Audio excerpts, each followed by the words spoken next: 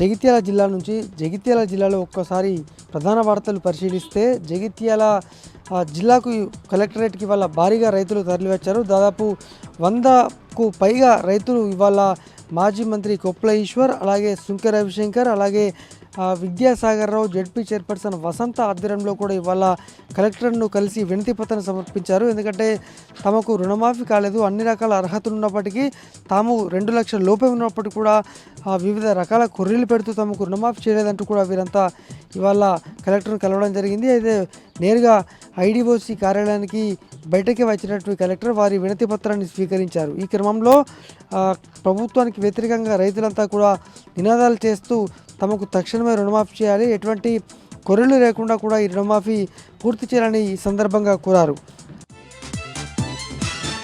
ఇంకా మరొక ప్రధానమైన వార్త, జగిత్యాల జిల్లా కేంద్రంలో మరొకసారి అంటే ఈ విష జ్వరాలు కలకలం రేపుతున్నాయి. ఒక జగిత్యాల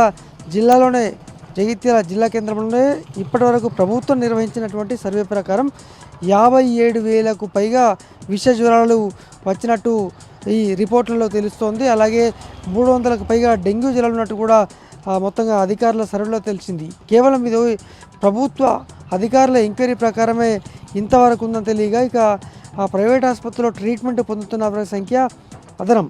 ఇక మరొక వైపు ఇదంతా పూర్తయిన తర్వాతనే ఎప్పుడైతే ఈ యొక్క గ్రామంలో అధిక సంఖ్యలో ఎప్పుడైతే గ్రామాలే జ్వరాల బాటిన పడుతున్నాయో ఆ తర్వాత అధికారులు ఇటు శిబిరాలు నిర్వహిస్తూ ఎంక్వైరీ చేస్తున్నారు తప్ప అంతకుముందు ఎటువంటి చర్యలు చేపట్టలేదని ఇటు అధికారులు అయితే ఇటు ప్రజలైతే వాపోతున్నారు. మరొక వార్త, గణనాథుల నిమజ్జనము ఇవాళ మధ్యాహ్నం 3 గంటల వరకు కొనసాగింది. దాదాపు 800కు పైగా గణపతుల నిమజ్జనము కొనసాగింది. శాంతియుత వాతావరణంలో చిన్న ఘటన మినహా దాదాపు ప్రశాంత వాతావరణంలో కొనసాగింది. దాదాపు 800కు పైగా వినాయకులను ఇవాళ 800కు పైగా విగ్రహాలను ఇవాళ దాదాపు 3 గంటల వరకు కూడా నిమజ్జనం కొనసాగింది. జిల్లా ఎస్పీ అశోక్ కుమార్, అలాగే జిల్లా కలెక్టర్ సత్యకుమార్, స్థానిక అధికారులు ఎప్పటికప్పుడు పర్యవేక్షిస్తూ అవాంఛనీయ ఘటనలు జరగకుండా జాగ్రత్తలు చేపట్టిన నేపథ్యంలో గణేష్ నిమజ్జనం అయితే శోభాయాత్ర ప్రశాంతంగా కొనసాగింది.